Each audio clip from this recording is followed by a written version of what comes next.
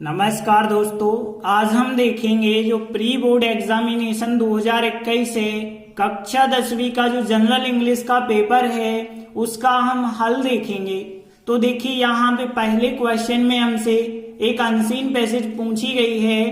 पहले का आंसर देखते हैं। तो पहले का आंसर है आयरन मैन ऑफ इंडिया, मतलब सरदार पटेल को क्या कहा जाता था। तो यहां से आप यहां तक उत्तर लगा देंगे।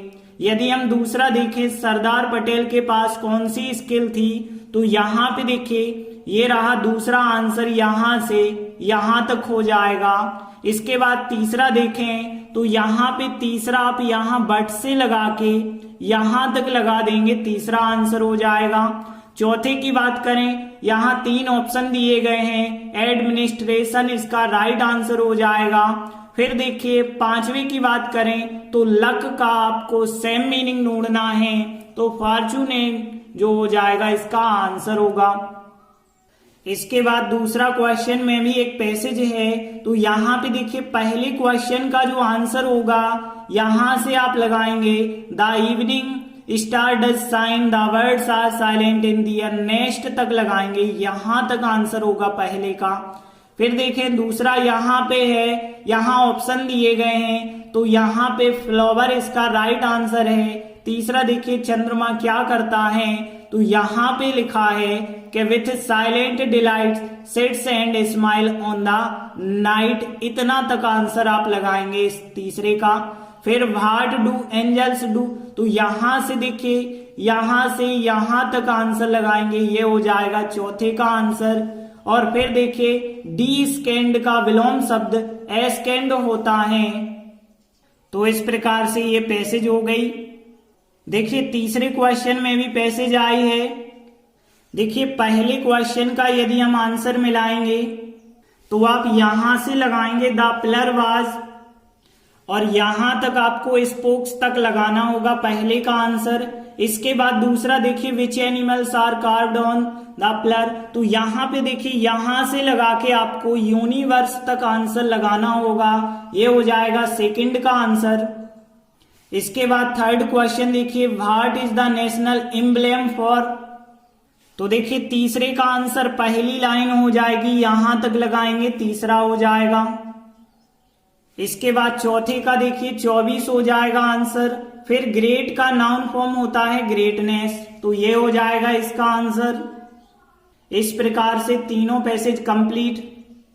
अब देखिए हम ग्रामर पे आ जाते हैं। तो पहले में है यहाँ पे टुक, राइट आंसर। फिर दूसरे में बार्किंग डॉग्स हो जाएगा, मतलब बार्किंग हो जाएगा।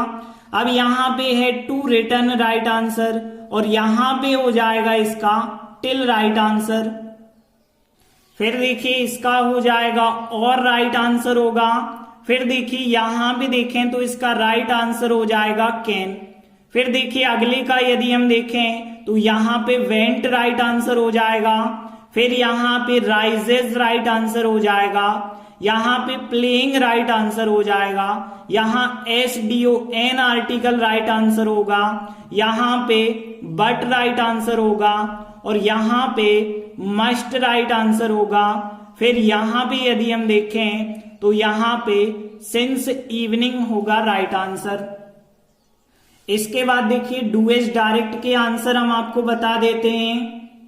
तो देखिए 7 पूछे गए, 7 में से हमें 5 करना है। वैसे हम 7 के आंसर आपको बता रहे हैं, आपको 5 कर देना। इसके बाद देखिए ट्रांसलेशन 7 दिए गए हैं और 5 हमें करना है। तो देखिए ये हो जाएंगे 7 ट्रांसलेशन, आपको 5 कर देना। इसके बाद एक्सट्रैक्ट देख लेते हैं। तो देखिए यहाँ पे पहले का आंसर देखिए 3 ऑप्शन थे, तो पहले का आंसर है डोंट मूव फ्रॉम हियर। फिर देखिए दूसरे का आंसर है पार्ट का नाम बताना है, सैल्यूटेशन टू द नेशन इसका राइट आंसर है। फिर भगत सिंह कौन थे, सरदार किशन सिंह के पुत्र थे, तो यहाँ भी ये राइट आंसर होगा। फिर इन वीर नौजवानों ने अपने जीवन का बलिदान क्यों दे दिया, तो भारत की आजादी के लिए, फॉर इंडियाज फ्रीडम आपको लिख देना। बाकी देखिए यदि आपसे जमाते बनता है तो यहां से यहां तक हम पूरा क्वेश्चन लिखेंगे कि these Valiant young man sacrificed, यहां पे डी कर देंगे, दियर लाइव्स फॉर इंडियाज फ्रीडम, इतना राइट आंसर होगा। फिर देखिए क्वेश्चन नंबर 11 में भी एक एक्सट्रैक्ट है, इसका भी आंसर देखते हैं। पहले क्वेश्चन में हमें राइटर बताना था, तो यहाँ पे सुधा मूर्ति इसका राइट आंसर होगा। फिर एलम्स का अर्थ क्या होता है, चैरिटेबल डोनेशन होता है, तो ये राइट आंसर होगा। फिर यहाँ पे वो किस रूप में दान देते थे, चावल के रूप में, राइस राइट आंसर होगा। फिर देखिए चौथे का आंसर जो है आपको यहां से लगाना है कि people who receive help do not talk too much, they would receive the rice, smile and raise their right hand to bless us तक लगाएंगे, ये हो जाएगा चौथा आंसर। इस प्रकार से क्वेश्चन 11 के चारों क्वेश्चन हुए। क्वेश्चन 14 की बात करें तो पहले में नेम पूछा गया है इस पोएम का, तो क्या है इसका, विंड है। और फिर यहाँ बीस्ट का सेम मीनिंग पूछा गया, तो बीस्ट एनिमल को कहते हैं। फिर यहाँ पे राइमिंग वर्ड्स बताने हैं, तो यहाँ पे ट्री एंड मी इसका राइट आंसर हो जाएगा। धन्यवाद।